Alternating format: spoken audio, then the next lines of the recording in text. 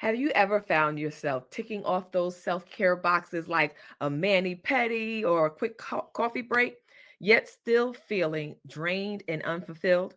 What if everything you thought you knew about self-care was just scratching the surface? We'll talk about that and more after this break. Hello and welcome to the Making of Mompreneur Show. I am Rasheeda Green. I'm the coach of this. I'm sorry, y'all. I'm just so excited about today's show. Excuse me. So, I am Rasheeda Green. I am the CEO of Get Coaching, the host of this wonderful Mompreneur HQ community, and the founder and creator of the Digimompreneur Academy, where we help moms who are just destined to start growing scale online businesses so that they can build the life of their dreams without neglecting themselves or their families in the process. And we do that through coaching, content, community, and now through the Digimompreneur Academy.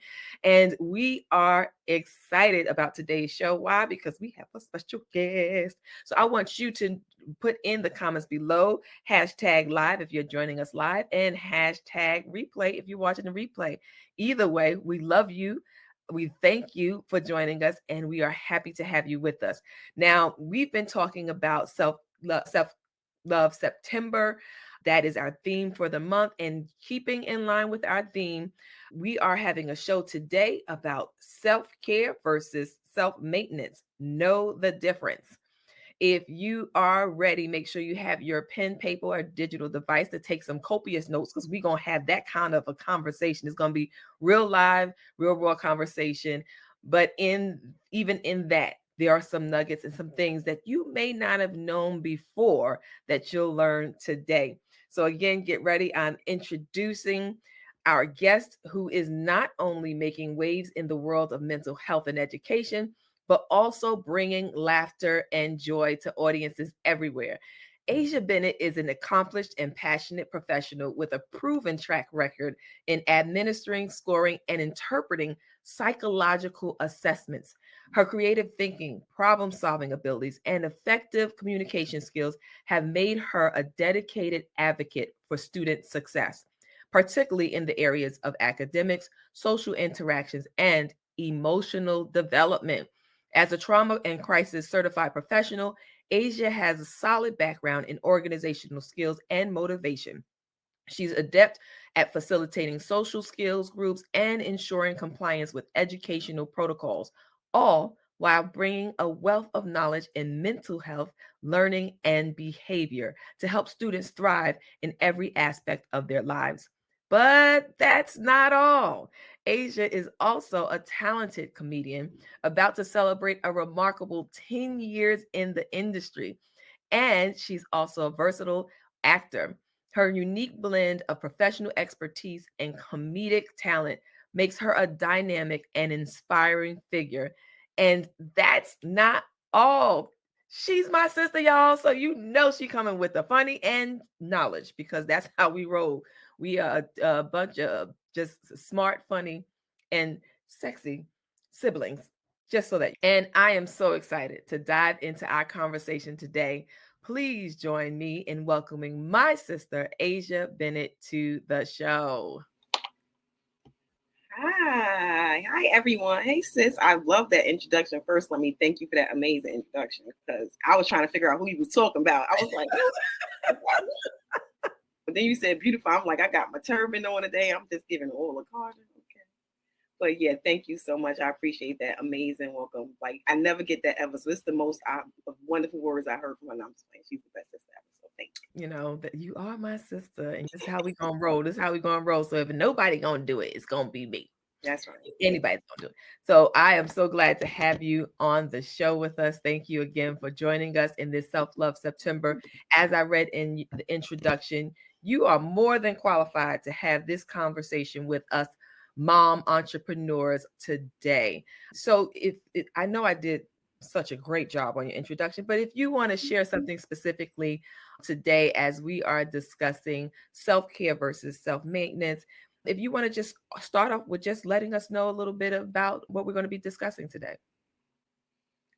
Okay, first off, let me just say thank you again for that welcome. And it's a great honor to be to be a presenter today. And yeah, self care versus self maintenance is very important for moms because as moms we wear so many hats and we're trying to be entrepreneurs and we're setting goals for ourselves. So you want to make sure in the process of taking care of everyone else in the world and all the hats that you wear that you make sure you take care of your crown and that you make sure that you're taking care of yourself both inside and out. With that being said, I wanted to expound upon self-care and the difference between like self-care and self-maintenance. They're so close to the point where you don't know what category to put what in when you say spa is self-care or is it self-maintenance. Things like that. You're trying to figure out which category would I put those things in. I would state that self-care is basically relaxation with the intent to relieve stress and to focus on an overall goal that you may have or to put your mind state in a relaxed state, but with focus and intention to be caring for yourself. Because when you say care, when you care for someone, what are you doing when you care for someone? It's a caregiver is someone that's giving special attention to a person's needs. So when you're giving your self-care, it's paying attention to those needs that you have. And that can be more than just, and that's where the tricky part come in with self-maintenance, because people say, I have my self-care, I get my nails did, I go to the sleep, I get my nails did, I go to get my hair did. Those things are self-maintenance. Those activities are the things that you need to do to take care of yourself and keep yourself the beautiful queen that you are. You're maintaining your normal life. Thank you for sharing that, because one of the questions I was going to ask is that self-care, it comes up with so many myths in self-care versus self-maintenance. And one of those myths you just basically broke down was about going to the nail salon. That's something that we almost do mindlessly in a way, which means it's not self-care because we've taken out the intention to relieve stress and to relax. It's now just part of our ritual. Okay, Right. every 2 weeks I got to get my nails done because I don't want them lifting. Not Right. because I want to get my nails done, Things because to that beautify is you. stress relief. It's just something that we do as part of maintenance. So that's awesome that you opened us up with that. Really does help to break it down. And one of the things you mentioned was, as moms, busy, constantly running, always doing, we lose the self-care aspect at times and really just focus on the maintenance part of, and I can't even say focus on the maintenance parts, because there are times we just don't even get to the maintenance, right? We're so busy caring about everyone else, we don't necessarily get to go get our hair done, go get our nails done, go to the spa, or take that extra walk outside, go for a mile run or jog, because hey, we got things to do. Right. You busy and booked. Booked and busy.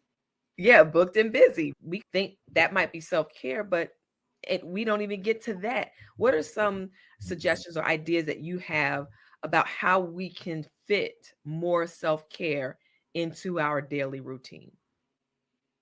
I feel like you definitely have activities that you can schedule in that are self care.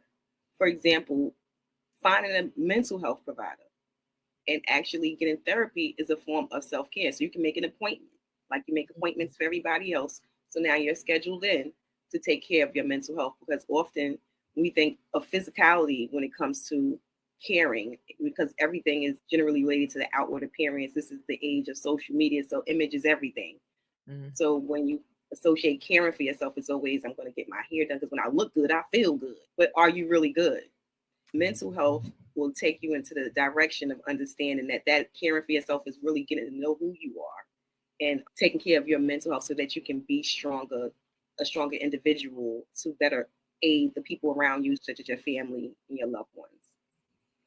That's great. And that also, it just really does speak to what we've been talking about in Self Love September, pouring from an empty cup, right? If you're mentally drained, now we, of course, sometimes it can be on physical drain on 24/7. Like we don't get enough sleep, we don't get the proper meals. And so we're already physically drained. But then we add on the topical layer of the deeper layer of mental exhaustion, right? We're not really caring for ourselves mentally. Things are piling up in our mind, whether it be some past hurt or some trauma, or even just the stress of day-to-day living, and we don't address it, we don't take Right. care of it, and then it mounts, and then we have an even bigger problem. We can't serve the people that we want to serve.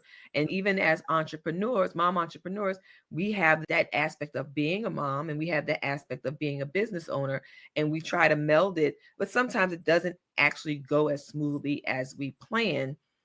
And if we're honest, we're trying to do too much. Right. And when our brain says enough is enough, that can become so many things, an explosion, so to speak, of emotions, irrationality, all kinds of things can happen if we don't address those things that are mounting up in our mental health that we need to address. And it doesn't have to be even bad, right? No. Um, it could just be something that we just haven't dealt with that just impacts the way that we react to people, the way that we handle different situations, how we avoid certain situations, right? So talk to us a bit more on the mental health side. See, yeah, and that's a great point that you brought to the table. Also, when it comes to mental health, like there's always like a negative connotation, like you're going there because you have to be going through something. We're all going through something. So we go there as if you would go to the doctor. If you had anything wrong with your physical doctor, you'll go there. But this is more, when it comes to mental health, this is more therapeutic. So it's not you're doing to develop more of a relationship. And when you get what you need, then you're healthy. But it's mainly understanding that we're more than just physical, because we do a lot of physical things in our days, and we get mental health, and how we have high diabetes, we have a lot of heart disease, we have a lot of illnesses that are caused by mental health. So if we continue, and it's high rates, especially in particular for African American women, so if we continue to ignore the connection between our mental health and our physical health, these numbers will continue to rise. We have to take care of our mental health, because we are impacted by the things that happen in our lives, anxiety, depression, because when your business may not be going the way that you want it to go, you may feel some type of way. You're trying to do the best you can. You're putting all the work that you can put in. These things may begin to weigh in on you mentally. And although it's something that will pass, you may try to hang in there. And also, again, understanding that mental health is different from spirituality. Some people find different ways to cope, or think that could cope with different coping mechanisms. You have to take care of overall wellness, which includes your mind, body, soul, and your spirit. So it's a collective activity that has to take place. Thank you for bringing that spirituality part up, because sometimes it's a coping mechanism and then sometimes it's a crutch, right? We're PKs, right? We're PKs. So we grew up in the church. We are Christians, and we know and believe that God is the answer. And He died for us, and we can go to Him and for anything. We can go to God for anything. We can trust God with anything, and He can handle it all. We know that. We believe that. But one thing is, in the church realm, sometimes it's shunned. Now we're in the 21st century, so maybe not as bad, maybe it's not as drastic. But people, when they said back in the day that they were going to therapy, like you said, the automatic instant is you crazy. Or in the church world is what? You better be trusting in God. God is the only one that can heal it. But can you even touch on that, since we the whole PK and the therapist in one person? Can you touch on that as well? Definitely. Yes, as you stated, that when you're conditioned to a church and you've been raised in church, you are raised with the ideologies and beliefs that, that God is, and that is what it is. However, you can do that and still take care of your mental health, meaning that you may still have anxiety. And that is a real thing. That to be dismissive of anxiety and depression is just not copable. We have to understand, even in spirituality, that nobody is perfect. So even as you're walking in those perfections, you will still need a pastor that maybe guide you and give you therapy. You will still need a therapist who have a background in psychology, because sometimes people have disorders and they're going undiagnosed. So you can be suffering with something that the pastor and the spirituality really it's deeper than that. So you may need a little bit more assistance in those areas. Those disorders are real. If you have another disease that may not be outside the mind, it's real. But when you have a disease in the mind or a disorder, it often gets looked upon. If you don't see it, it doesn't exist. Just like the sins that are in your that you commit that are in your mind that are very real, but ultimately there are sins that you do see. So the same thing goes with the physicality of how in nature things, and then in the mind you don't see what's going on in somebody's mind, so it doesn't become real, so to speak. But so we have to take care and understand that our spirits need to be fed as well as our minds, because the mind is in the body. The Bible also talks about renewing of your mind, so there's things that tell you you have to renew your mind and things you have to do, so it's all tied in together. But you definitely have to know that there's a difference and to take care of both. Awesome. Thank you for sharing that. This is getting good. If y'all agree, go ahead, put in the comments below. Wherever you are watching, make sure you let us know how you're feeling in the comments so that we can keep this conversation going about our self-love September. And today, again, we have on the show with us Miss Asia Bennett, who is speaking to us and letting us know the difference between self-care and self-maintenance. Now, going back to your professional occupation, balancing professional responsibilities with students and families through trauma and crisis, how important is real self care in the healing and recovery process? Yeah, it's very important when you're constantly working around trauma and dealing with. I'm a school psychologist, so I deal with meeting parents, classifying children, and placing them in programs for their special needs. So it's a lot of roles and responsibilities. Also, there's a lot of trauma. Like today in Atlanta, there was a school shooting in the high schools. You have things that are occurring in school environments that you just never know, that were popular years ago, but it's becoming a trend today. So you have to be prepared when you go into school for something more than just being prepared to educate a kid today. The responsibilities are way deeper. It's more real. And it's a sad shame that we've come to this point in society, but being an educator is more than just being an educator, and working in any capacity in the educational field is a lot of stress and a lot of anxiety. So it's very important. People often say, why teachers get 2 months off? They got 2 months off, and the kids need 2 months off because it's overwhelming. You Yeah. have to squeeze so much information into a child's head in so much amount of time, and not only just one student, but children, 30 children in the classroom at times. It's a lot of anxiety, a lot of stress, a lot of depression that goes into what it is that we do to help our children in our future. So therefore, making sure that we have those months off and those days off are critical to the overall well-being of a teacher, because in order to pour out, you have to be filled. So you want to keep yourself, provide self-care for yourself as much as possible, vacations, things like that, to keep yourself in a relaxed state, and manage yourself, organize yourself. Really don't overwhelm yourself with too much responsibilities without making sure you take increments of self-care. Like, those things are important. And even no matter what you're doing, make time for yourself. Excellent advice. Excellent advice. And you mentioned the children needing some self care as well. And one of the things that we're building here in Mompreneur HQ is legacy, right? We're legacy building. And so if we're teaching our children how to be, giving them work ethic, how to start their own business, or how to be independent and be innovative, one of the other things we should probably do is model self-care so that they don't get so wrapped up in the hustle and grind of every day. Oh, because they saw mommy doing that. We have to, as moms and entrepreneurs, to be able to get that balance and that work life harmony in a way that when our children are growing up and watching us do these things, that they are picking up, oh yeah, mommy took care of herself, oh mommy went to the therapist, oh, versus back in the day growing up without that model, rather, and just overwhelming yourself. And then next thing you know, we're having a lot of the increase in depression. And what's the other, I was trying to think of the softer word, but we're ending ourselves because at such alarming rates, Right. because we haven't dealt with the trauma. We haven't been modeled the right way to handle certain. There's no right way to handle trauma, but to be able to make sure that we're dealing with these things that are happening in our lives that we may not be happy with. but being able to know that we have the option to speak to someone, I think that's really crucial as well as Absolutely. as moms. Mhm. So I wanted to also bring in your acting. Tell us about this. Give us a little bit about acting and comedy, because I did mention that you are about to celebrate 10 years in the comedy industry. So tell us a little about the other life of Asia Bennett.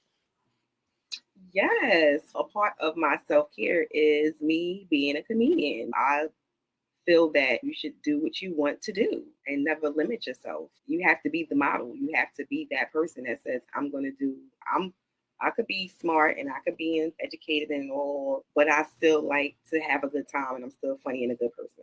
I'm a pop. So I'm still able to take care of myself by unapologetically being myself. And so comedy is a form of me just saying, this is me, this is who I am. I love it to laugh.